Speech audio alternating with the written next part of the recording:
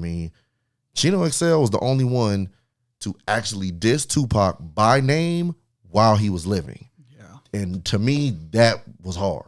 Not just the little punchline he said, that was how it started. After Pac shouted him on Hit 'Em Up, Chino XL released a freestyle going in on Tupac, like in a way that no one else really had.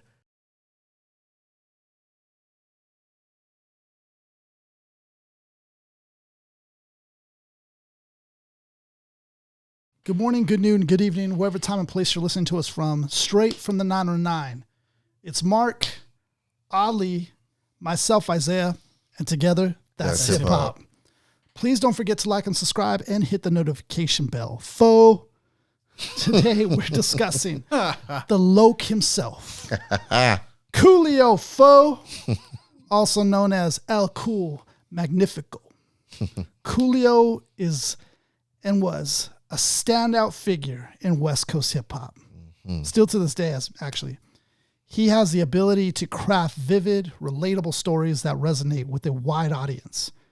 His 1995 hit, you may know this, Gangsta'S Paradise, remains one of the most iconic tracks in the genre of all time, and even beyond the genre. Oh, yeah. It's a very, very iconic track, earning him a Grammy and solidifying his place in the music history books. Coolio's influence extends beyond his music. His charismatic presence and unique style, including his signature beaded hair, made him a memorable figure in pop culture. Today, we are discussing his sophomore album, not to be confused with the single, Gangsta'S Paradise.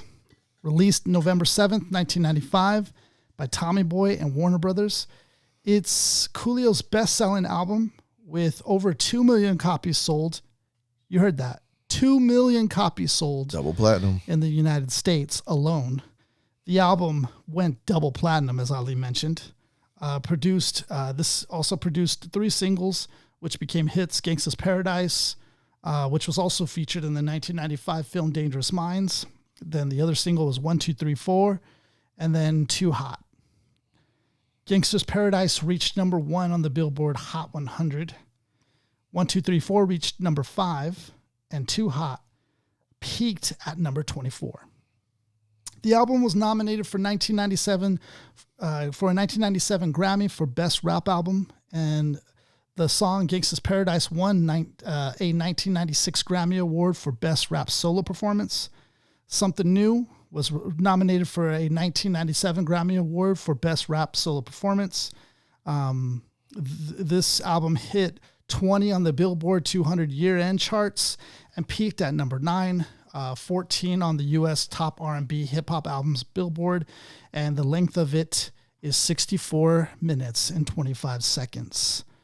Today I chose this album for us to cover, and the reason why I chose this album because Coolio's always been someone that's been like on the back of my mind. When you talk about the 90s, it's hard to not mention Coolio. Coolio just captured lightning in a bottle. He was able to just market himself very well and network.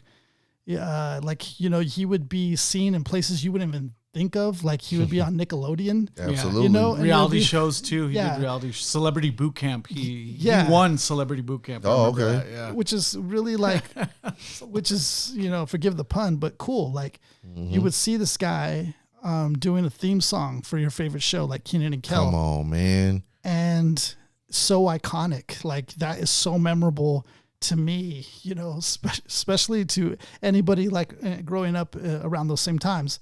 Like, it's just something you can't forget. Here it goes. Come on now. Yeah, he's very beloved. He's a very beloved figure. I would say similarly to like someone like Will Smith. It's hard because the slap kind of has tainted a bit like when we think of Will Smith, but before the slap, like Will Smith was very beloved. He still is. Everybody loves Will Smith. And he still is, but he was like before the slap though, you think about him, when you thought about him, it was just like you just love the guy.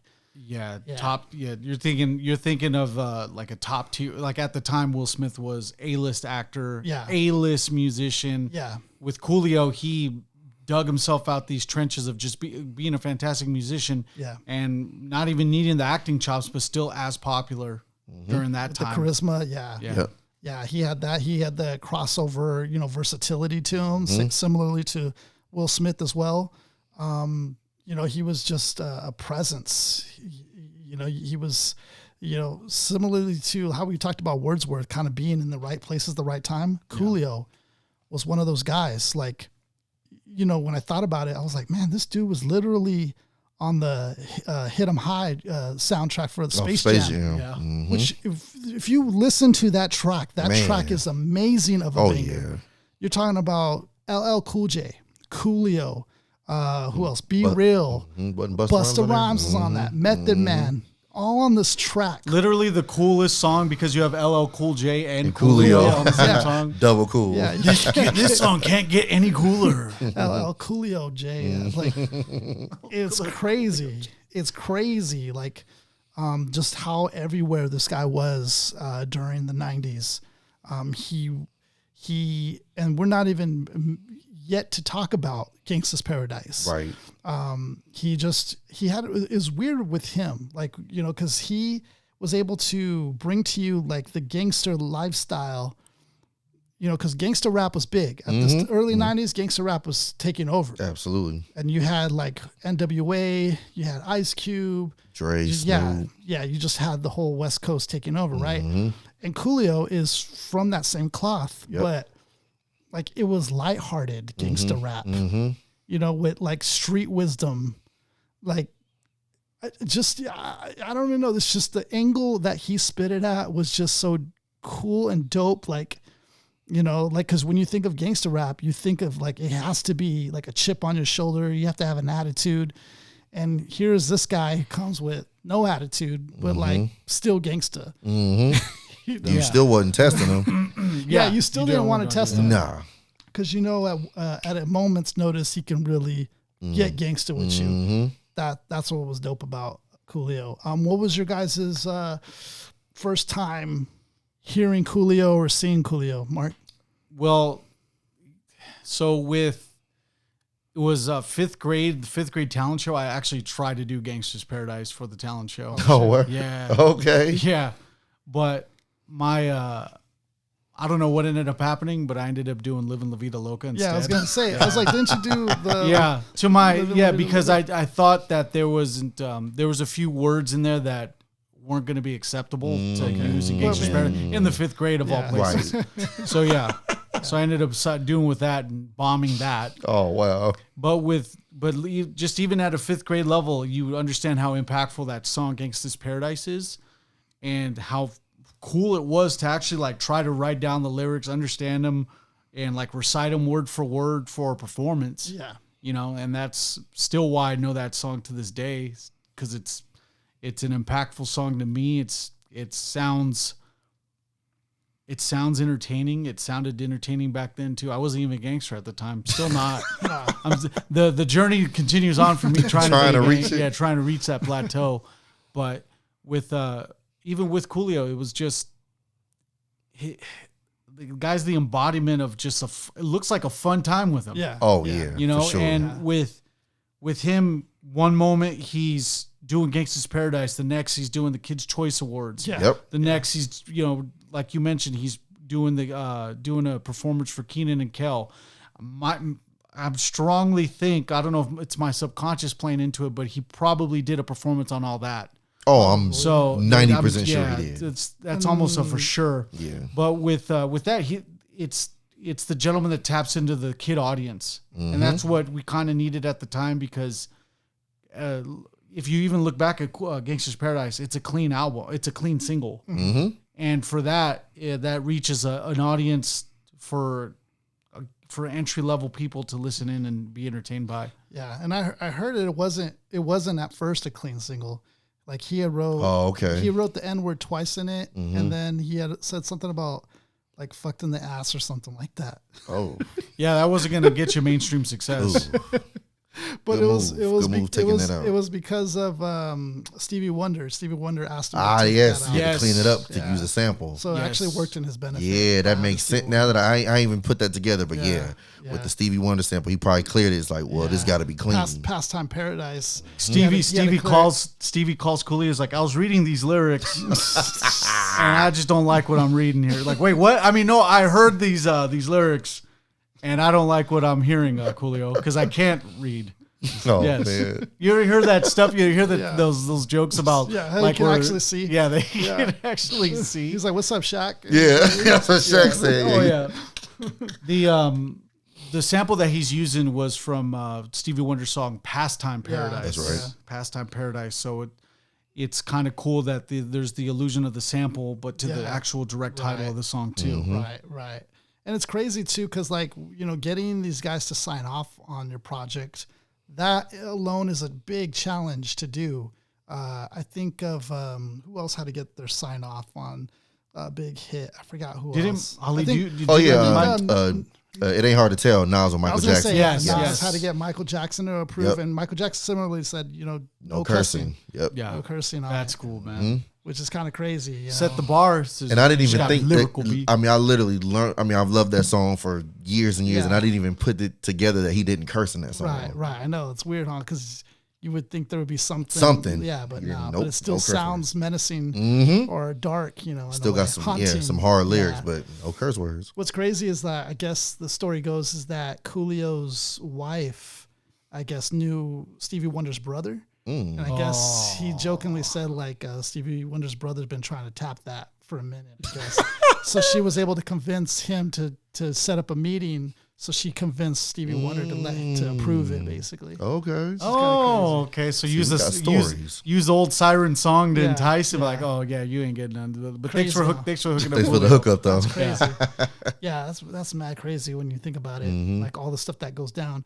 Also, too, with that song, it was supposed to be LV's song. It was supposed to be just his project. Wow. But, Coolio obviously heard it and had to be on it. So he was like, it's cool. Yeah, it's cool. And you let him kind of get on it. I mean, they're both and then iconic. eventually, no, it's Coolio's song. It's his. It's his. I remember I'm pretty sure they performed at the Grammys with Stevie Wonder. I want to say they did that. They did. I want to say they performed Gangsta'S Paradise on the Grammy stage with Stevie and LV up on stage. I was going to mention that the legendary performances, like when I see him perform with LV, let's say on Howard Stern, just on the spot, a cappella, I get goosebumps watching that because of just how real, sincere, authentic, and like, it's almost even better than hearing the record when they perform it live. They also did a performance on Conan O'Brien. Okay. They had like a choir, like a choir boy, like choir. And, that's cool. Because going off with LV on there, it's just like, who has like this haunting, like gospel sounding voice, which just adds to the whole element of this song, being very, just angelic, but like at the same time dark and gritty. Yeah. So like those elements just created this monster of a record that far exceeded, I think, anybody's imagination globally. Sure. And this was at an important time too, because hip hop, I don't believe, had hit international attention like that. Very little. I mean, it hadn't had. I mean, there were moments that had, gone, super far, but I truly believe Gangsta'S Paradise is one of those watershed moments that really helped bring hip hop, international. And then I just did a quick look up. He did perform on All That twice. He did. Wow. Nice. I feel like the Jordan. Peace to all that. Peace twice. to all that. Yep. Yeah, peace to all that. That show was dope. Actually, speaking of like Nickelodeon and Coolio, that's actually the first time I saw Coolio was, I think, before he actually performed on there. I want to say they played the video for Fantastic Voyage. So that was, I remember that was my first time seeing him, was the song Fantastic Voyage. I'm like, oh, this is I loved Very that funky, song. like Loved that song. We can even bring something, and I don't think we even mention this often on That's Hip Hop, but we got to give credit to how cool his music videos were. Yes. Yes. We have these subconscious images of what Gangsta's Paradise is in the music video, and then 1, 2, 3, 4. We all have the perspective of him driving. Right. Yep. So it's you don't usually get those impacts like that. If you guys were like music video heads, it's always going to be the subconscious things that you remember. You're going to remember Busta Rhymes' joint with Janet Jackson. You're going to remember TLC's Waterfalls. Yes. And then, Gangsta's Paradise, even to the effect of a couple of other rap music videos. But we don't mention that often, but with how impactful song, even Bone Thugs and Harmony, Crossroads. Oh, for sure. I mentioned that too. Yes. But my point being is that that's the best double play you can do in the mid 90s is have an effective single, but also know in the back pocket you have to have an effective music video to pair with it, because that attention economy wasn't involved with, just the radio. You have you have the attention of a few select networks like MTV, like VH1 or the box or Video Music Box BET. to play your music video. Yeah. Those are videos the were everything. I mean, they were commercials for the album. Yes, but just like Ali was saying, videos were everything. Everything as much in the as 90s. singles were, videos as well. You needed a hot video. If you really, really wanted to sell records, you had to have hot music videos. And even his run that he did, we just mentioned his performance at the Grammys, his performance on Conan, his various performances on all that. He was doing the circuits. He was doing the circuits for sure. So everything. That's a testament to his work, not just depending on the song being great, but like actually putting in work. Making sure that echo chamber was in effect to where he covered all bases: radio, TV, sitcoms, sketch comedy shows. Music video itself, because he was also in all that doing sketches. Yeah, he did sketches on all that. He was on an episode. He was on it. Yep, I think he was on an episode of Kenan and Kel. Like, he literally touched everything to make sure he covered all bases. And this is early. Like, rappers are doing that now because they know the exposure is what has to do. I think he was in his 30s, like 31. Yeah, 32. early 30s. Yeah, mid 90s. He was in his 30s. We also have this other form of advertisement that, if done correctly, can take your song into the stratosphere. If Weird Al Yankovic takes your song and parodied it, like makes a great parody to it, that just makes your single and your song even better. Even bigger. Because if it's entertaining on his end, it's going to be entertaining because you cross compare it with the actual song. Correct. I mean, for the few people that didn't hear Gangsta's Paradise yet, if you heard Amish Paradise, you then had to go back and listen to Gangsta's Paradise. Like, that was the brilliance of the cross / like double marketing of his parody records. Yeah. I mean, with Coolio, to me, he was like kind of a bridge between like Ice Cube and Snoop. Like, he kind of was like the middle, kind of like you said, his music was still very gangster, but not as in your face and hard hitting as Ice Cube. He was laid back like Snoop, but the subject matter, again, it wasn't as, he could get, kind of raunchy and get kind of hard, but again, it wasn't like how Doggy Style was. Like, it was really, really out there, whereas Coolio's was a little more palatable for, like, general audiences. You bring up a good point, Ali. We have Coolio actually doing the stuff that Snoop Dogg's doing now with the Olympics, or with all these other shows. But at this time, Snoop wasn't that. Forget the pun, but Snoop Dogg wasn't that tame yet. Right. It was more his persona still, more into Snoop. Right. So Coolio actually had that in the beginning, early, and had he actually kept that same momentum, I mean, even up to his passing, he still stayed relevant up to a certain extent. Yeah. But I think we're seeing what Snoop Dogg could have been earlier. Yeah. But now we're seeing him do it later. Oh, for sure. Yeah, you guys were starting to help kind of connect the dots, because I was telling you guys before the show started, I really couldn't put a finger on who Coolio could be compared to. He's such a unique individual, a very charismatic, and has his own style that it's very hard to pinpoint like who is this guy? How can you like who is like this guy? And the only like people that come to mind, but I can't connect the dots, are like Dennis Rodman for whatever reason comes to mind. Who else? ODB comes to mind. Del the Funky Homo Sapien and Ice Cube combined comes to mind. Then you had Snoop, Pac comes to mind. And I just can't connect the dots between them, but they're just like pieces of them that I feel are all embodied in Coolio. Yeah. You know, like, it's just hard to put. Well, I look at the other reason I look at kind of like Ice Cube is because originally before he broke out solo, he was in the Mad Circle with Dub C. Yeah. So that became ultimately I think West Coast. Right, where when Dub C left and formed West Side Connection with Ice Cube. So I feel like that connection with Cube kind of was where I could see, okay, some similarities. And even like some of his hits, like again, like Fantastic Voyage was the first song I ever heard from him. That sounded like something Ice Cube could have made. You know what I mean? Or like Gangsta's Paradise. That sounds like something Pac could have made. Yeah, that's crazy. You know what I mean? Yeah. Or, 1, 2, 3, 4. That sounds like something Snoop could have made.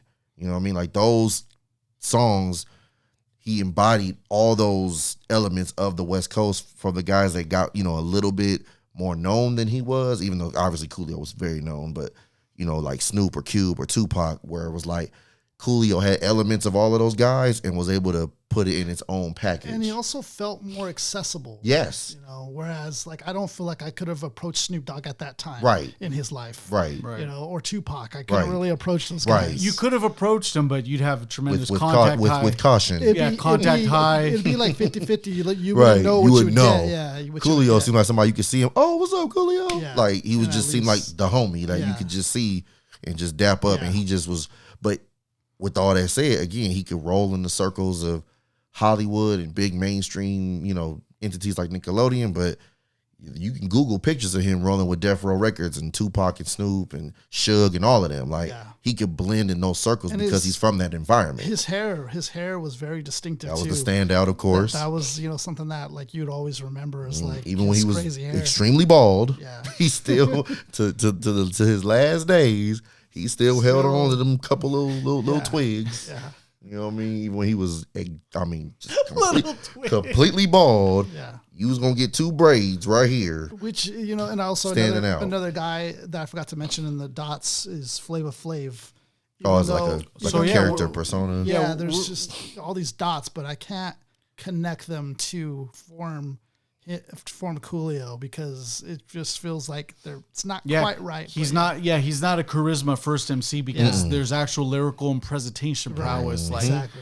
Like his writing ability, you were mentioning it earlier. Oh, such a great songwriter. His writing ability is so good. Storyteller. He can write hooks, really great storyteller. Yes. Like I almost equate him to the level of Ice Cube. Versatile. Like as far as like it's that good. Yeah. For him to be so versatile to create Gangsta's Paradise and then 1, 2, 3, 4 on the same album is a testament to his versatility. Right. He could create a party song, but then create a song for the streets, like and make it that's 50 Cent-esque. Acceptable to the world. And the chorus is nice too, so that like perfectly plays into this equation of like 50 Cent 50 Cent had the formula there. Right. But it's like if other people had that formula too, that's where you're gonna get the result of a great record. Right. Absolutely. Yeah. Coolio is one of those guys who can't be overlooked. Like he has it all.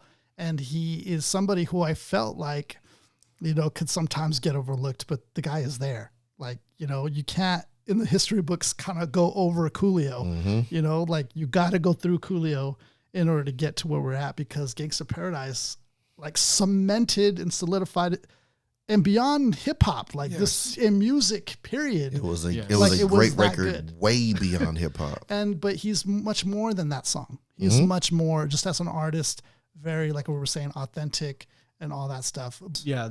One of my points I want to bring up too, that way I don't have to bring it up during the songs, but 1, 2, 3, 4 in Gangsta's Paradise, piece to his audio engineering and piece to his delivery because his sound on those tracks, they sound like live performances. Yeah. That doesn't come around too often on rap albums where everything is pretty much bottled in, contained, soundproofed. Mm-hmm. Yeah. His voice is.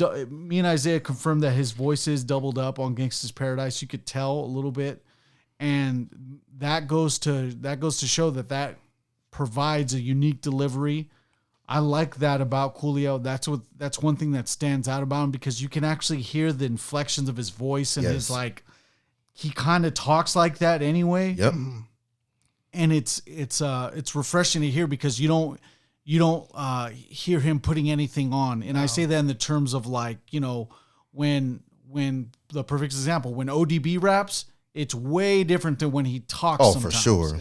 You can tell when ODB has to put it on for the sake of the song. Mm-hmm. Coolio, it's like, I'd like to bring the example of Gangsta's Paradise, because when it looks like he's rapping inside the music video, it looks like he's just regularly talking. Exactly. But it's like he still has, you could tell it comes from like the chest, and his delivery and his style, to me, coupled with that, it just provides a great output. Yeah, I got, as far as his style, I mentioned two things. One, kind of on the same line that Mark was bringing up, but I was able to, I was fortunate enough to see him live once on a 90s show. Oh, yeah. Great. It was a great lineup. It was Tone Loc, All For One, Montel Jordan, who else was on there? Sir Mix-a-Lot.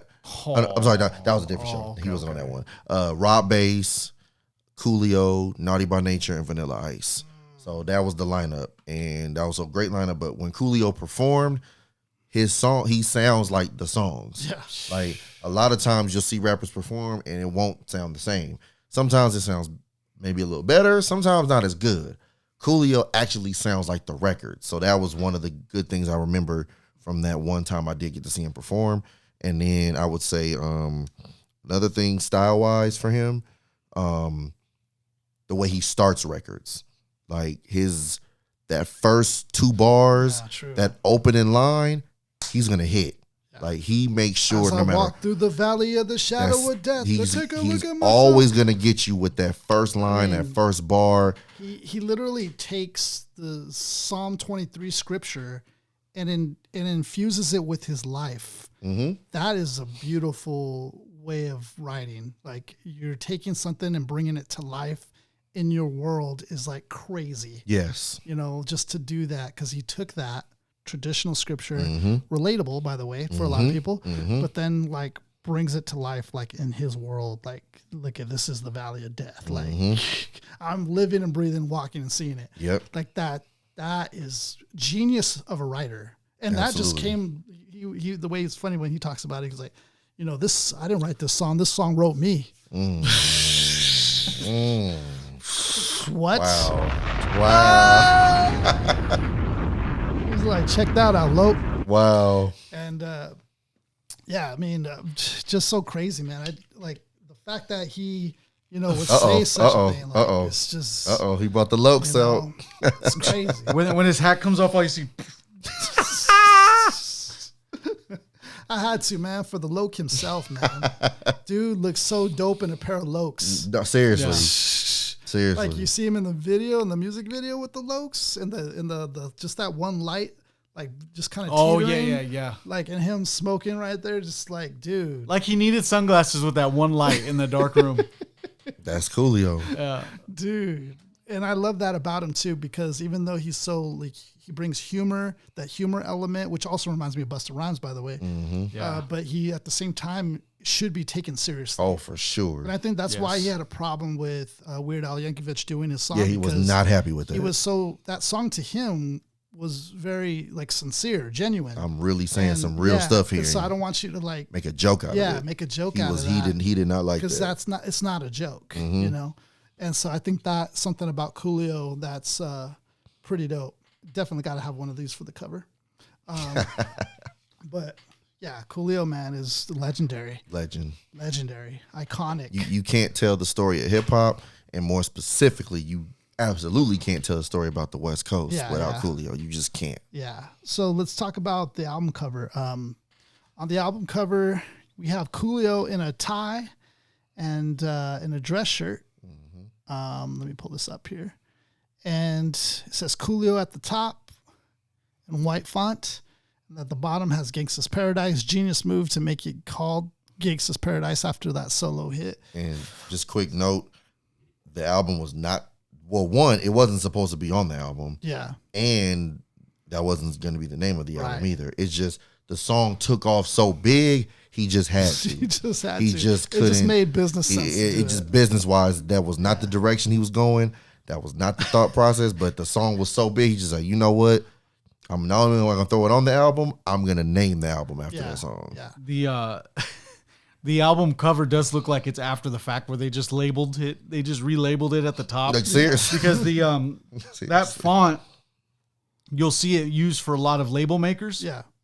So that's the font for like label makers and stuff. So that's maybe symbolism to him labeling himself Coolio. Maybe him labeling LA, the backdrop, as Gangsta'S Paradise. Mm-hmm. But that's definitely the font that you'd get out of a label maker from there. Especially if you used a black label maker, you'll get the white press of it. Okay. Because the letters will punch out of that black strip, and it'll appear white on the side. So that's where you get the font from it from. Yeah. Check out the fit. I mean, he's wearing the white suspenders with the white tie and a black dress shirt. He has a handkerchief coming out. So even kind of reminiscent of like the old time Gangsters even. Yeah, zoot suits. Yeah, coming on that. And then he has his hair with the iconic, look with his hairstyle, formed in some different. And that's why I get the Dennis Rodman, because Dennis Rodman will always bust out something different with his hair, and it would just garner your attention, right away. He was just very he stood out. eccentric like that, which Coolio has that element to him, similarly to also ODB, with they just have this flamboyant style and just spontaneity to them. Like that's something that Coolio has. He's me mugging though. He's giving you like that hard look, which again, somebody you don't really want to step to. Nope. Or come at sideways. City of LA, Los Angeles. I think you could tell because of that one tower, huh? Mm-hmm. Oh, is that Governor's Tower? I think so. Maybe the LA Times building. But definitely downtown LA, I believe there. Yeah. What a name too, Coolio. Yeah. Mm-hmm. Yeah. Not the it's a high risk type of name, and if you're not cool, your name would be exposed to the high heavens. Oh yeah. Oh yeah. But that's why gentleman it fits, was Coolio personified. Just because his demeanor alone, like, dude. It was cool. Yeah. That's what's crazy. I just Googled, like I said, his original name was Coolio Iglesias. Coolio Iglesias. What? They said somebody like called him that like the first time, mocking Julio Iglesias. Yeah. But he liked it. Thought it stuck. Yeah. Yep, it's just stuck. Mm-hmm. Yeah, dope, man. Dope. All right, so we'll move on. Usually at this point in time, we transition into talking about 3 different tracks that we choose from the album. So we voted on the 3 tracks that we wanted to go through. This whole album definitely was full of great tracks. That's a must listen. He takes you really through a journey, whether it's like cruising or whether it's, spitting wisdom to you. Like he just has a great storytelling ability all throughout this album. That's why it reminds me a lot of Ice Cube, because Ice Cube has that storytelling ability to him. But before we get into that, a couple of different things. Right now is a good time for you to make the crossover and subscribe to the channel. Yeah. Be a gangsta. Yeah. Right now, Join our paradise. This is our album review paradise of sorts. Yes. So right now we're going to give you a couple of seconds to go ahead and make the move. Yeah, and then to all the friends that watch and don't subscribe, this is the altar call to you. Watching from the shadows. Oh man, I really like that. Man, I really like what you're doing with that show. The next question I'm gonna start asking: are you subscribed? Yeah. Sub up, man. Sounds like, what, you doing G-Unit now? Like, you just stuttering? Call them out, say. So by now you should have subscribed. Which friends? I don't. I don't have the list. Let's call them out. I'll bring the list next time. But okay, thank all you guys. pressing our homies. I know. But thank you guys for subscribing there. That really does mean a lot to us. And make sure also you comment. Let us know that you subscribed. And then also so far, let us know about your thoughts about Coolio as an artist. Yeah. What are some of your favorite albums or tracks that he's been on, or features, or guest appearances? Like, let us know, so that way we could keep the conversation going, because the conversation doesn't end here, obviously. It keeps going. So also, too, before we continue on, a couple of shameless promotions. Mark, he is running a pin business. It's so legit. It's so underground. It's so hip-hop that you got to check it out. Some would even say it's notorious. Yes. Ladies and gentlemen, it's the Notorious Pin, live in effect. Direct to your sets. We have various pins for various likes, which would be video games, pop culture, all the good stuff. Speaking of all that, I do have one pin that kind of strikingly resembles that all that logo. So make TLC. Yeah, make sure Absolutely. you see about that. And I recently released the iPod enamel pins available in black and white, the Wiimotes in black and white. So yeah, check it out. TheNotoriousPin.com, or on Instagram at LNotoriousPin, on TikTok at TheNotoriousPin. Drop us a follow, drop us an order so I can fulfill that order. Yeah. Take care of it. Nice. And then also, too, Ali has a book out in Amazon. So plug that really quick, Ali. And Most definitely. Restoring the Feeling, my first poetry book. It's digital only, available anywhere you can find digital books, Amazon, iTunes, Barnes & Noble. Go ahead and check that out. It's my personal bars, if you will, and be on the lookout for my next book coming soon. Perfect. So we are going to get into the 3 tracks that we chose out of this album. The first, well, let me just name all 3 of them. Ghetto Highlights, which is the first track of the song of this album. Gangsta'S Paradise, obviously we have to choose that. And then 1, 2, 3, 4, get you on the phone, yeah, down. Okay, so we had to choose those 3 songs. Obviously, there's some great songs on this track list that you got to check out entirely. Also, another mention, I mean, his debut album's also fire. Check that out if you want to. Definitely. Also, his other album, El Coolio Magnifico, another dope album. The guy puts out good music. And, I think there was just a period of time where people have moved away from him, but he was still putting out good music from time to time, which is, crazy dope. So check him out on his other projects. But we are going to get into it. So we're going to Ghetto Highlights, which is a great track. This track shows off his storytelling abilities while also showcasing how he is able to talk about, the street life with street wisdom, kind of all entailed into one track, which isn't easy to do. And this we can say is attributed to, him actually living this life, 1, but 2, just being smart enough to pin it down, which, I've heard stories that he was a smart kid growing up. I think he advanced from, I don't know which grade it was, but he skipped a grade or 2, which is kind of crazy. Okay. But at the same time, he's had his struggles. He's a real life human being, who hasn't had the struggles. And I just don't like the fact that every interview he did, it's like, oh, tell us about how you got caught up in this and that drug. I just didn't like that. Oh, yeah. I didn't like that because Coolio is the man, dude. He's just why are you going to, go all into that? Yeah, especially if that wasn't even discussed off the jump. Yeah. Right. Yeah, exactly. So Coolio deserves so much more respect than that. I know we've had our struggles in life and stuff as celebrities and all that, but there's no need to really go into all that unless he wants to talk unless about he brought it up. Yeah. Absolutely. Let the man talk about it on his terms. Absolutely. So we're going into the first track, which is Ghetto Highlights. You guys want to kick it off? Yeah, I could do the first verse. All right. Let's see here. What you gonna play now? Get on up, get on up, get on up, get on up. And one thing I love about Coolio too, a lot of his records, this is just classic West Coast sampling the funk. You know what I mean? From Isaac Brothers, Ohio Players, the funk. Anything from that funk era, you're gonna get that. Yeah, I love that. One quick thing before we get into this track, I like the intro because the intro actually sets this up almost like a movie. It sets it up and where he's in the ghetto and this guy's complaining about it, and he's like, yeah, but you know what? I kind of love it though. This is like home still. Yep. You know, and you hear like a chopper, like these exaggerated sounds in the background. But at the same time, he's just like, you know, like it's a love-hate relationship with the ghetto. Absolutely. A little Easter egg too for the Get On Up part because of the James Brown sample within the song as well. He goes, every ghetto got a different name, but they all the same. So Coolio Loco gonna put you on the game. We got homies who sell straps, homies who sell crack, homies who sell the bomb, chronic, sacks, and fat dubs. Giving the neighborhood niggas love. Pimps, players, suckers, hoes, 40 thieves, gangsters, and thugs.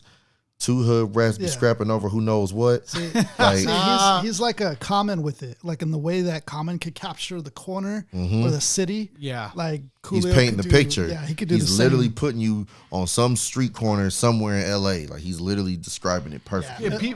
and people will try to attribute all of what he mentioned as just like, oh, thugs on the corner. No, he mentions pimps, players, suckers, hoes, 40 thieves, gangsters, and thugs. Like everything. Separating everything and providing itself into a bar, helping put more perspective into the song itself and like lengthening the bar as well. It's crazy because it kind of reminds me of Exhibit a little bit, like because Exhibit will talk about the city, but I like how Coolio can go deeper into it. Like, you know, just peel a few more layers back. Yeah. Two hood rats be scrapping over who knows what. The loudmouth one loped up in front of the ice cream truck and broke all of her lead nails where the big G's live. The little homie be getting out on count. This time he might get stuck or tempted. 187, he's a minor with priors. Oh, so the DEA want him try this as an adult. The big homies just had a son, no joking. I think his baby mama's smoking because he always broke. And the young girls are dressing more and more sleazy. And everybody and their mama talking about OJ and Easy. Oh, like yeah. That's this is a period of time when see, OJ was all the talk of the town. Like that was the OJ Simpson trial. Took over every channel. And Easy E just passed away. Like that, those was the hot topics, going around in the hood. That time, right. And also victims of different circumstances. Easy with the, I think with the, what was it, AIDS, right? OJ just being victim of just this case of murder, right? And that's what made it such a hot, so well put, Isaiah. That's what made it such a hot topic. Because it was so much things. It's a celebrity. He's an athlete. He's murdered. There were racial tones in there. Yeah, there was racial undertones. Everything. There was all political undertones. Just like all these different things to it. Yeah, he just got got finished filming the Naked Gun movie, and then all of a sudden he's a part of one of the craziest stunts in all of California Highway Patrol history. Crazy. Yeah, very iconic, man. Seeing his Bronco on the freeway just going, dude, that's very iconic. You know it's bad when the Bronco had to stop selling the car for like 20 years. Oh, really? Yeah, they just started releasing the Broncos, and you have to custom paint it a certain no white. Way. They don't offer it in just white. That's crazy. Yeah, my first car was a 94 Ford Bronco. So it was the same year and everything. It was white, but it had like a blue stripe on the side. You never get hit up about it? Oh, all the time. That was always you got the OJ car. Oh, you got the OJ. That's what my car was, the OJ. Ollie pulls up at a signing where OJ's at. Hey, can you just do me a favor and just sign this? Just sign the Bronco. Sign it. That way I could just immortalize it. Oh, man. Have some gloves with it. Sign some gloves for me, OJ. These football ones? Kind of. Just a football in the passenger seat with gloves. All right, where were we? To the Hoochies and the Hondas and the Sentras. I like this chorus, Young, fighting with their case and public defenders. Be your own good ride. Right. These are the ghetto highlights. To the smoking Indo chocolate, tired of the stress. Who's got warrants out for their arrest. Be your own good ride. Right. These are the ghetto highlights. Slap boxing with all the young hoochies watching. Dead cats in the street playing craps. Catching dice with their feet. Think they got the funk with the one fool who got stoked out because he's a mark with the gun. The nosy bitch up in the street called 911. Now, one time, his DJ Jack, an old bitch, license and registration. All I got is a driver's permit. Just can't have shit. We got dogs that rip, but don't even trip. Welcome to Southern California. Liquor stores, and churches on every other corner. corner.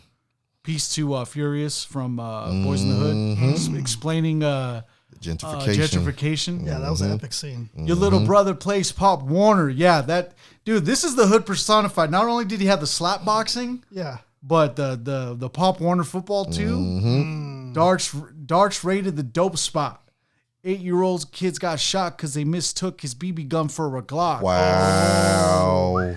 Oh. And that's so. I mean, Tamir Rice. Like, come on now. Wow, that's crazy. And I ain't forget about the homie Leno. He got killed by a sucker way back in the 80s. Oh, I heard the homies Mighties is balling out of state. He got himself off unemployment checks in Section 8. Man. So you talking about those that use the government system as a scheme. That is the hood personified. I mean, I do have to mention this fact that, him being from Compton is just another legend from Compton here. Coolio. I kind of forget, he's from Compton too. Yep. There's, just a small little section of, LA County that produced so many hip hop legends. Yeah. Very iconic. It's crazy. Very iconic. Mm-hmm. We were talking about off air about what if rappers traded songs. Like we wanted Coolio to trade the lyrics and the beats and everything of Gangsta's Paradise Tupac for Dear Mama. But for California Love. For California Love, yes. He would work on that. Oh, for sure. Yeah, he would work on that. Yeah. That'd be a good trade though. That's a good trade. Imagine Dre with Coolio. Oh, wow. Crazy. The what ifs of hip hop volume 1. That'd be crazy. We just start painting these most like him or DJ Quick and Coolio. Ooh, hypothetical stories. Yeah, that would be kind of fire. What if I told you that Coolio? Yeah, right. We need a what if series too. So the young hustlers that's trying to stack that knot up, the house parties that's gonna always get shot up. And I think the line it sounded to me different. I'm gonna say what I thought it said. Compared to what it's reading here. Oh, you need the verse before that though. Hey, the homie's kicking it real. Oh, okay. I was gonna say this and then get into the verse. My bad. Slapbox. Yeah. So I was singing the hook before I get into that. Right? Yeah, because we're at the point. Oh yeah. There's like a real break. Mm-hmm. Okay, let me go to there. Hey, the homie's kicking it real. Yeah, I hear what he's saying, Loke. Sometimes it's just like that in the hood. Yeah, don't nothing change of the game but the name. That's right. That's right. To the young hustlers that's trying to stack the knot up, the house parties that's going to always get shot up, be it wrong or right. These are the ghetto highlights. That's what it sounded like to me. It said, be it wrong or right. Yeah. Okay. But that's what it sounded like to me. Community programs to stop the violence. All the loped up during the LA riots. Be it wrong or right. These are the ghetto highlights. With all 16 switches sitting on D's, who got jacked, he tried to pull out his gat. Bullets exit through the back. Now it's mama in all black. Damn. Already just hard hitting, like just actual depictions, vivid imagery. Like it's always about the gat to the back. The gat to the back. And the chrome to the dome. Yeah, the shotty to the body. Those are the easy runs. 9 to the spine. the easy gun runs. 9 to the spine. I've never heard that one.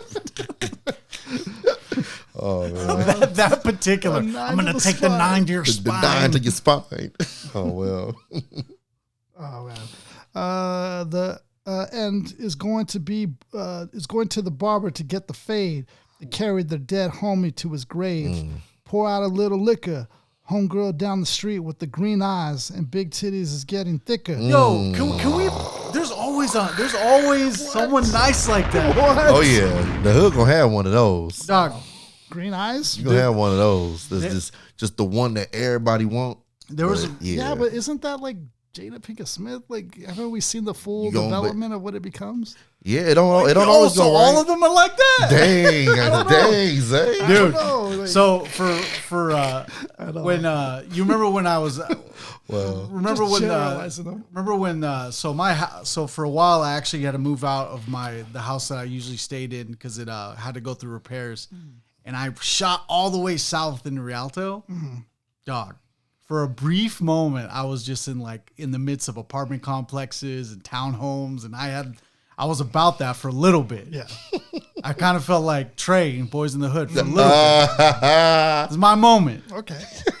But there was the light-skinned, green-eyed. There was a couple of them there. You gonna have those. You gonna have. It's beautiful. Some. No comment. It's beautiful. Yeah.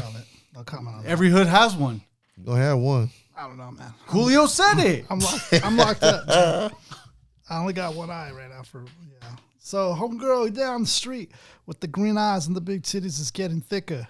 Man, she's just growing up. Neighborhood close. Beat them up. And crackheads be selling TVs and VCRs. Yo. Hey, piece of the crackhead Felicia. selling. So what's Felicia. up?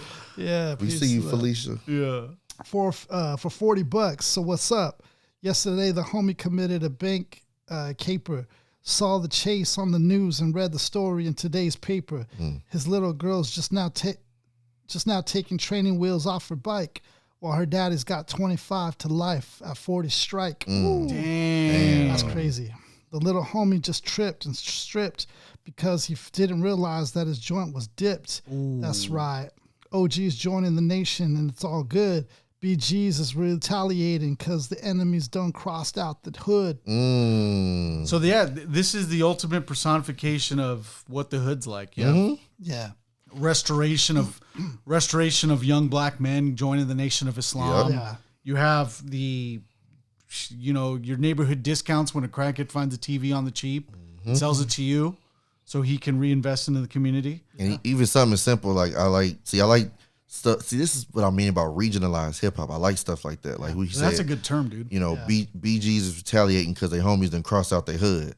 Most people won't know what that means. Right. You know what I mean? Like if you didn't grow up in Southern California, you don't even know what that means. But that's literally a diss in, gang culture in the hood. When you spray paint your neighborhood on anything, somebody go and cross that out and they know who did it, it's gonna be a problem. Yeah. Like crossing out people's hoods, that's automatic warfare in gang culture. So I like that he put that in there. That's crazy. And if you if you don't know, you don't know. That's just something that goes over your head. And I like how he develops the hook. So each time he comes around to the hook, it's a little different. Something different, yep. Yeah, I like that. Oh yeah, and then the one thing I forgot to mention too was just mentioning the transition of a child without their dad. Oh. Like she's learning how to ride a bike without you. Right. The next one, the little homie takes a joint that's laced with acid, trips out, and it probably doesn't come down from it. Yeah. That usually happens if you have a bad trip. You probably don't come down from it. But yeah, there's different perspectives of what the hood's like. Yeah. You get 8 different. There's a million stories to tell. Right. This is pretty much that personified with this song. That's cool. One record. That's freaking cool. Yeah. Yeah. Go ahead. Is it Mark? You? The third verse? Yeah, I can take it. Yeah. Or we didn't get to do the chorus to the hook. Oh yeah, I got it. Crackhead mama smoking whole accounting checks. Damn. Crackhead mama smoking whole accounting checks. Dope dealers who serve liquor pieces for sex. Be your own good ride. Right. These are the ghetto highlights. Going to school to be a doctor. Late night sounds of gunshots and helicopters. Man. Be your own good ride. Right. These are the ghetto highlights. Yeah. To all the motherfuckers who think the shit don't stink. Rolling on D's and then appear for robbing banks. Be your own good ride, right? These are the ghetto highlights. This is just a little something for that's going to be if you don't get no bigger, be your own good ride, right? These are the ghetto highlights. Get on up. Yep. Yeah. Get on up. Great track to start this off, man, because it makes it feel like a movie when it starts off, and then this track coupled with that intro really brings it in. And he didn't even, and he gave you so many different pictures, but he even gave you one. It was positive but negative. Young kids going to school to be a doctor, but hearing the gunshots and helicopters like that instantly reminded me of the scene from Boys in the Hood where Nia Long was trying to study. Just a big old she's sitting spotlight. There, she's just writing, doing her paper or whatever, and then all she hears is she's wasn't there was a big spotlight or something? Yeah, the helicopter. Yeah, you constantly in the window. Yep. And she hear the gunshots. She's like, "Oh, I can't even study. Like, what the heck?" Yeah, that's funny. So we move on because that's a great track to be. This is right in front of Gangsta's Paradise. great track to have. Yeah, even to right mention before too, that. like this is a good front. This is a good song to have in the front of your hit of the hit single. Yeah, he leads into it. Yeah, because then this kind of like now takes it, elevates that, you know, depiction of like the streets, right? Gangsta's Paradise, man. So how do you like Isaiah? How do you feel that he's biting? He's getting his bars from somebody else. For what? Gangsta's Paradise. For who? From the Bible. Oh, on this part? Yeah, dude. I think this song is divine. That's my wait. That's my take. Talking about the Bible too. I think I really do believe that, like, and this is something KRS once said, is like, when I write, it's not me writing, it's God writing, and I'm just the vessel that's being used to write these lyrics. Michael Jackson always used to say the same thing. Yeah, he always said it came from God. Right. So it's like, not me. It's not even me, man. And I truly, honestly believe that if you allow yourself to be that. If you don't believe in a higher power like that, and, you know, I think that you can write something coming from you, I guess. But there are instances where I believe, like, if you truly allow yourself to be that open vessel, that it could feed through you and channel through you. And that's a testament to just Coolio himself being, you know, being that so mindful of that and just kind of allowing it's so legendary when the song came out. Yeah. Said he didn't even really pause. It was just instantaneous flow. And you can tell this song sounds like that. I'd also want to, and I did say that in jest, but the one thing I did want to ask you on a serious, right when I say on the serious note, say what you want, folks. I'm like this. I'm like, what's up, folks? I'm all intimidated now.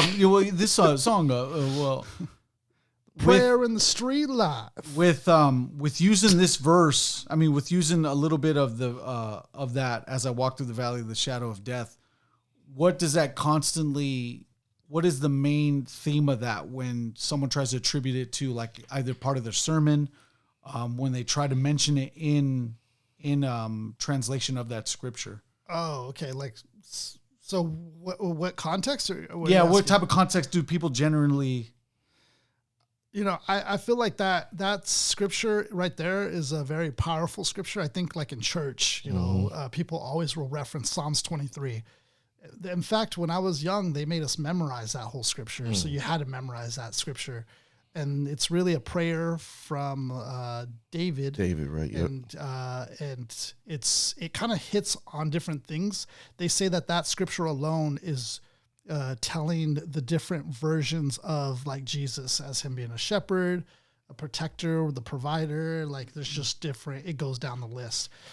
So whenever a pastor uses that scripture, one, it's already it has history of being that powerful of a scripture. Two, it's coming from David, who was said to have a heart for God.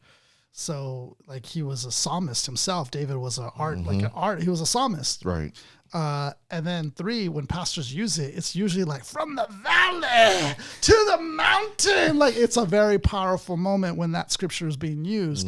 So heck yeah, that scripture like says a lot when it comes to the context of relatability, because you know when we find ourselves in the world, there's some dark places, man. Oh, for sure. Everybody has that, and every city, I think, probably has somewhat of their own like ghetto or area that they don't belong in, and that scripture is just like a beautiful way to write, you know, something, and him taking that and like integrating that into his lyrics was beautifully done. Geniusly done. Like, you know, that's not even a word, but like it was just that dope for him to do that and start off that way. Yeah, I told you, like that's his start when he starts a song. He freestyled that. He freestyled that. So that even more, we always talk about freestyling being so divine, or just flowing. Like he freestyled that. That's crazy. Damn. That's crazy. We before we even get to the song, I don't want to break this point down in the midst of the lyrics, but this is going to be the few songs, and I say few because it might be the only one. Yeah. And may get corrected in the comments, but this is one of the only songs that I know that talks about existential dread, where a guy's taking a deep look at himself and knows about the woes of his life, and it becomes a mainstream hit. Yeah. Like, there's different examples of the deep look of oneself, but there's different perspectives of it. There's A Good Day by Ice Cube. There's Dear Mama. I Need Love by LL Cool J. And of course, these are introspective looks of different perspectives, where LL Cool J's seeking love. Dear Mama from Pac is a tribute to his mother. And A Good Day from Ice Cube is just a good day out in South Central. You know, this is the look of a man who's taking a deep perspective of himself and analyzing it to nobody else but himself. Right. Yep. And trying to find an answer and can't find it. Yep. And it actually becomes a number one record. Yeah. Like, that's insane. Yeah, because like when you think of him writing it, I don't see him writing it like thinking like, oh, this is gonna be good for the world. The world's gonna. I feel like he was just genuinely just writing this from his own like heart. Like, this is what I feel about it. Like, And, you know, like, and you probably gangsters alike are going to feel the reverberations of the song because there's a lot of things that can appeal to them. Oh, for sure. You know, It's- where they take that deep look like to themselves. it's like an apologist, you know, somebody who's like doing that for you in a way. It's like today we call it the anti-hero. We take a villain and we make them the hero because it's really like the nature versus nurture type of thing. Yeah. So like we see that perspective of the gangsta, you know, that it wasn't really because they came out evil. It's just because of their environment and what has been bestowed upon them that's made them have to be this way. Like, yeah, dude, it's just so many layers to this track. Powerful. Yeah. Go ahead and kick it off, Zay. As I walk through the valley of the shadow of death, I take a look at my life and realize there's nothing left. Cause I've been blasting and laughing so long that even my mama thinks that my mind is gone. But I ain't never crossed a man that didn't deserve it. Me treated like a punk, you know that's unheard of. You better watch how you're talking and where you're walking, or you and your homies might be lined in the chalk. I really hate to trip, but I gotta loke as they croak and I see myself in the pistol smoke. Full.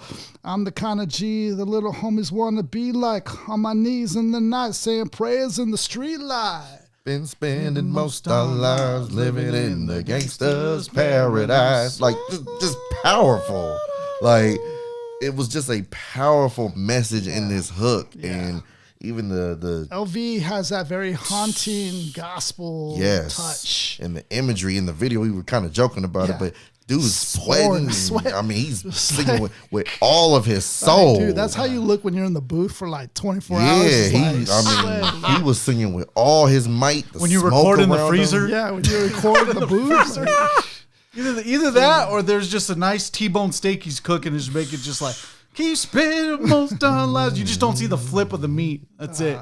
His sweat. Killed it. We but that adds to it. One impactful bar that we have to put in perspective is even my mama thinks that my mind is gone. Wow. Yeah. Wow. To where the one that loves you the most and has to love you the most the mom.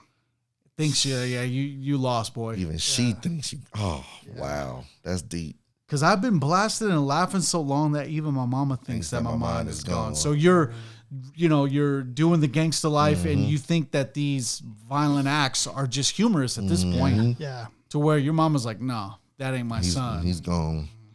Dang. But he justifies it, but I never crossed a man that didn't deserve it. Right. Exactly, man. And that's when you think about didn't deserve it. Are we thinking, and that's the duality of it. Is it the right and wrong, true morality, or are we just going by street code? Yeah. You know what I mean? Because him saying somebody deserved it, maybe not. If we're talking right and wrong, is it really something to really do something to somebody over? But as far as the laws of the street, that's how it's got to be. And he kind of leaves it at that because he's like, me be treated like a punk, you know that's unheard of. So was he getting treated unjustly because of pretenses of like, hey, look, he did something unjust, let me try to rectify this? Or I don't like the way he did something that's probably not street code to me. Right. Let me fix that. Yeah, because little street justice, making you look like a joke. Yeah. So this is nah. really impactful first verse. You can do verse 2. Look at the situation they got me facing. I can't live a normal life. I was raised by the state. See, and how we already know the flow. Oh, is we know so crazy. We know the flow. We know exactly how he flows the delivery. Yeah. Yep. I'm at the 5th grade talent show right now. Like I'm doing it. So I gotta be down with the hood team. Too much television watching got me chasing dreams. I'm an educated fool with money on my mind. Got my 10 in my hand and a gleam in my eyes. I'm a loped out gangster, set tripping banger. I love my that homies line. are down, so don't arouse my anger. Hold on. I love that line. I'm a loped out gangster, set tripping banger.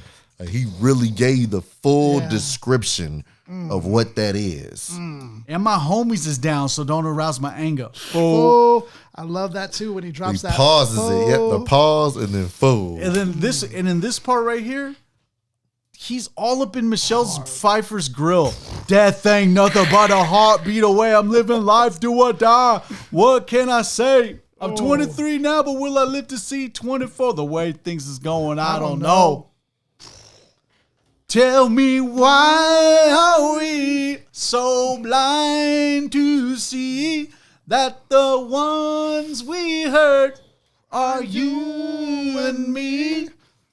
Classic. Spending most of our lives Living in the gangster's paradise.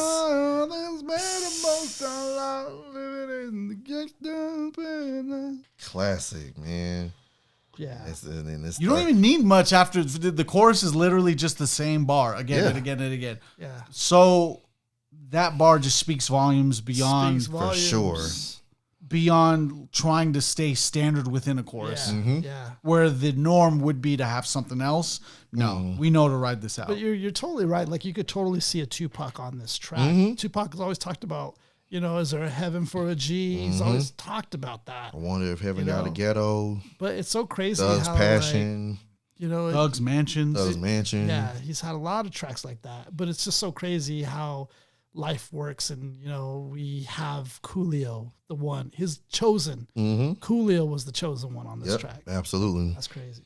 And in the third verse, he goes, power and the money and the power, minute after minute, hour after hour. Everybody's running, but half of them ain't looking. It's gotta be on the kitchen, but I don't know what's cooking. They say I gotta learn, but nobody's here to teach me. And if they can't understand it, how can they reach me? I guess they can't. I guess they won't. I guess they front. That's why I know my life is out of luck, fool. Man, how hard hitting these bars are, dude. Even I forgot to mention the previous bar, the previous second verse. He's like, I can't live a normal life. I was raised by the state. Man, like when you come up in that environment, it's like, how can I be normal? And he just summed it all up. Power and the money and the power, minute after minute, hour after hour. Like very simplistic as far as like lyrically, but very profound as far as messaging. Yeah. See, that's what I mean. Like that's why when people talk about lyricism, there's two ways you could be. There's lyrical composition. Yeah. There's lyrical content. Composition wise, pretty simple. Yeah.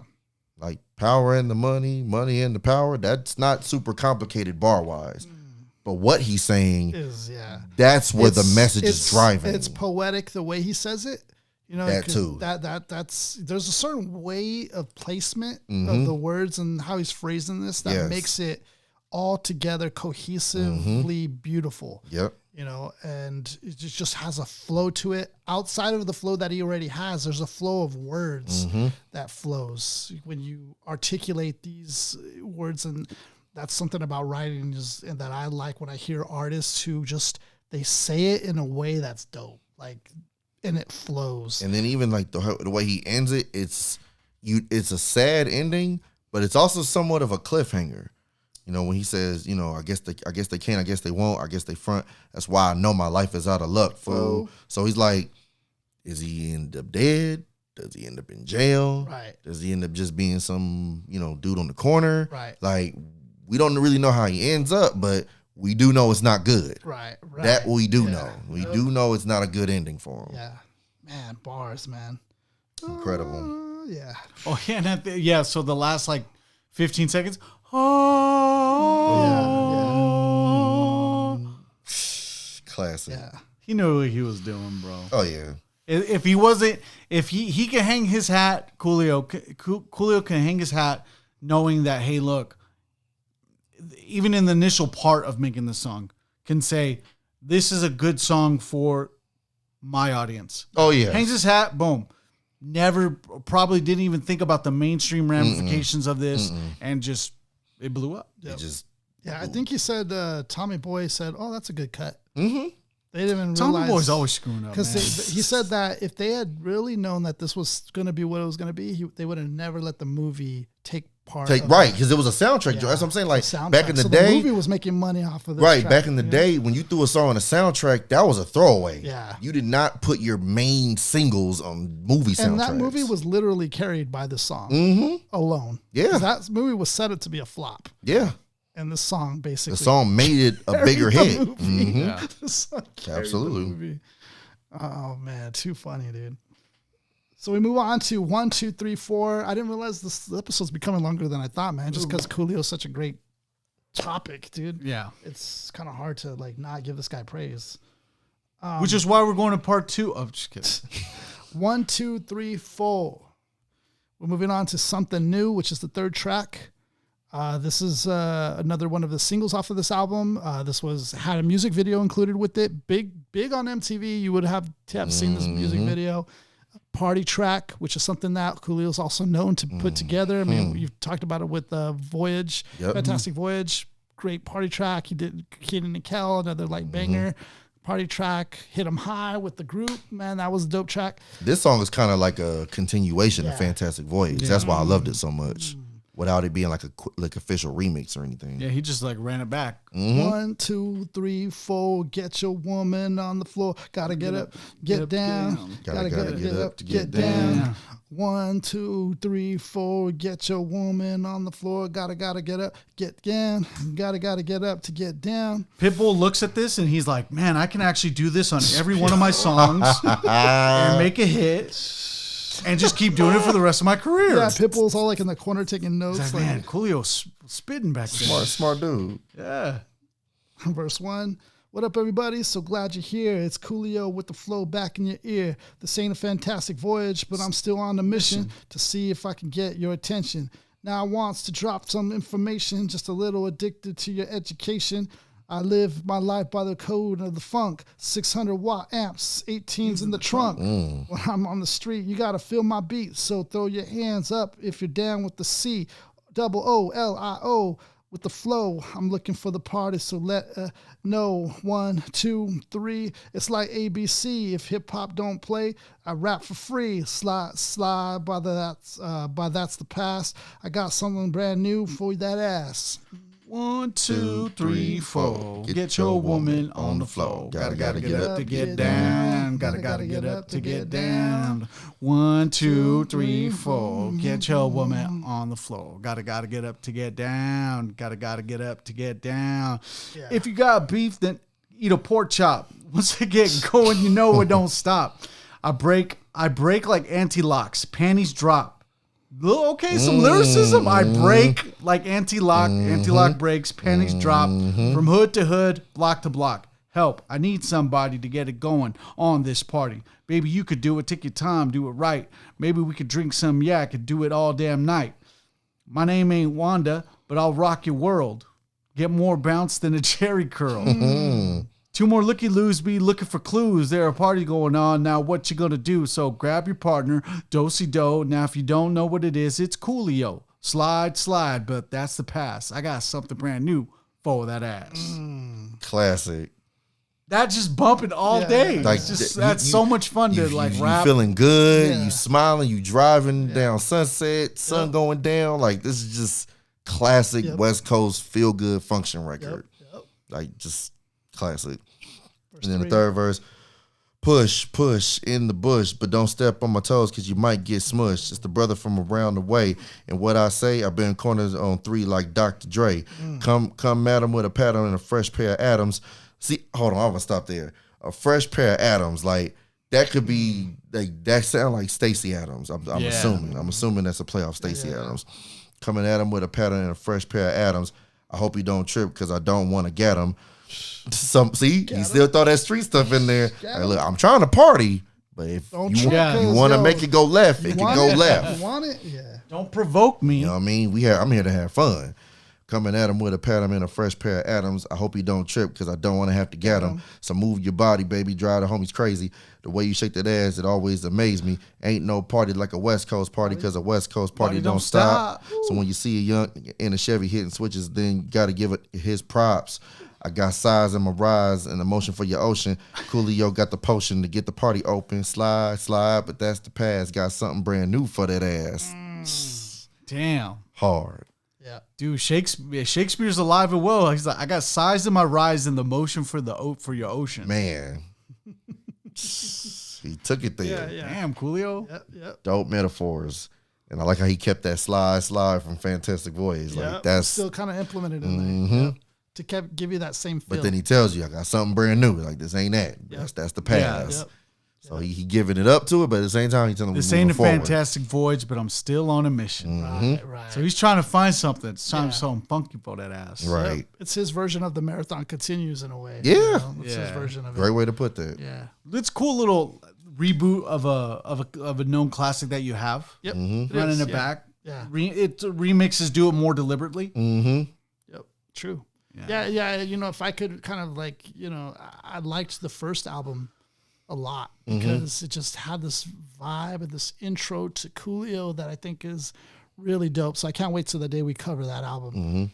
This album is a different, you know, Coolio that's in his early 30s, you know, more wizened up, more matured, understands what's going on, you know, but at the same time, this guy is like capturing lightning in a bottle. He's hitting his stride right at this period of time.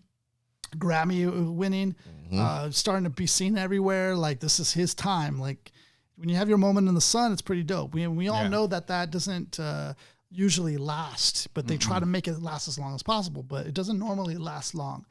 But he had his moment. Oh yeah, in the sun. I mean, I would say from 94 to like 97, 8. As far as like peak Coolio, like that was when it was like he couldn't miss. It went from like Fantastic Voyage, you know, performing on all that, Gangsta'S Paradise, winning a Grammy, Chino XL theme song, Space Jam soundtrack. It was just like back to back to back to back. Like, I see you. Like, it was just he was just in a pocket where he couldn't miss, and I feel like and this was right in the middle of that pocket. Yep. So for sure. So any other takeaways that we want to pull away from this album? That it's a defining album for the mid 90s. Yeah. Absolutely. Yeah. When this is the album that's going to hold up a lot of gates for people to pass through and like acknowledge the fact that Coolio had this. This is a way to personify that Coolio did have this moment in time. You know, you're going to look at rap retrospectives. If they do a rap retrospective on the 90s and this is a mention, then it's not a rap retrospective. It's a rap retrospective with Coolio missing in it. Straight up. You have to mention this moment. If you don't mention anything else from Coolio, this moment you have to. I mean, like I said, we mentioned the Grammy. This is during the time a lot of rappers don't have Grammys at this time. Like Coolio's on a short list at this time of rappers with a Grammy. I don't even think it's double digits at this point. Right? Yeah, no, it probably isn't. No, I mean, it's probably 7, 8 rappers that can say they have a Grammy at this moment. I didn't even think about that. Yeah, because it was Fresh Prince. Right. You're gonna count what Vanilla Ice had a Grammy. Yep. It's very few at this time. What about Coolio? It was young. I think Arrested Development? Arrested Development, yes. Diggable Planets, I think had nominated. Diggable Planets was nominated. Arrested Development had one. So, I mean, maybe not even passing 6 or 7. Yeah. It's young. It's a young moment as far as Grammys with hip hop. Wow. Yeah, man. Coolio, legend in hip Super hop. legend. This podcast mentions Grammy Award winning artists. Yeah. Right. So we're kind of Grammy affiliated. It's a stretch, but all right. I'll follow you. I mean, what I will say with that is we cover everything over here. Yeah. We can go from Lil Wayne Grammy winners to the most, respected in the underground. Right. We cover all bases over here. From white tees to white MCs. We cover it all. Stupid. Cover it all here. Yeah. We cover it all, man. Peace to Coolio. Rest in peace, man. You know, he's he's definitely missed, and it was when he was in his prime. I have to say, it was good times, really good times to be around, like to be watching, you know, Nickelodeon as a kid, and to be introduced to Coolio. Would it be safe to even? This just came up, but would it be safe to say that he had a meteoric rise? Almost to the level of Slick Rick for the West Coast? Oh, for sure. I mean, because you can't deny what he did culturally. I mean, like I said, the dude has one of the most iconic theme songs of the 90s. Yeah. Like, again, not a lot of rappers can say they have an iconic theme song. It's like Heavy D, Will Smith, TLC, Coolio. Like, that's like the list. Yeah. You know what I mean? Like, that is very special territory. Like, if you're in our age bracket, you know Kenan and Kel. You watch that on Saturday nights. Like you just did, and you knew that theme song. So the fact that he will forever be, again, there's different avenues he touched people. Yeah, you may not know Fantastic Voyage, but you know that Kenan and Kel theme song. Okay, you might not know the Kenan and Kel theme song, but you know Gangsta'S Paradise. Like he touched so many different realms of culture that's why he's a legend. Yep. So you guys got to check out this album. Definitely got to watch the videos again. Like watch Gangsta'S Paradise. Yeah, the music videos for sure. Watch his live performances, performing that song, which is like crazy. You get chills in your body watching that. Particularly if you want to be directed somewhere, watch the Howard Stern one where him and LV do it live on the spot a cappella. Wow. That is crazy. He does it on Conan O'Brien, as I mentioned, and just watch that and just be in awe of how like beyond him that song is. So check him out. Of course, before we leave, follow, subscribe. We are currently on 567 subscribers on YouTube, which is great and awesome, and just we're thankful for that. Very grateful. We appreciate y'all. We're hoping to be sponsored soon sometime. I mean, I've reached out to Liquid Death and Twisted Tea, and I've reached out, sent an email to them, and pointed them to our podcast. I applied to Bars on Wheels, so if they need to have us catch wreck and do a freestyle, then do that. I must do what I must. Yeah. So you know, if you guys have any plugs out there, you know, man, we're like Coolio, man. We are very open to networking and figuring that out. So definitely leave a comment. Tell us, you know, what you liked about the episode, what you liked about Coolio, and we appreciate it. Mark, hit them with that. To the MCs, if you drop a mic, drop a like. Oh, hey, yo, Kenan, what do you mean that they don't subscribe to That's Hip Hop? Oh, Kenan, man, what do you mean that they don't drop a like? Oh, Kenan, what do you mean they don't subscribe? Ah, here it goes.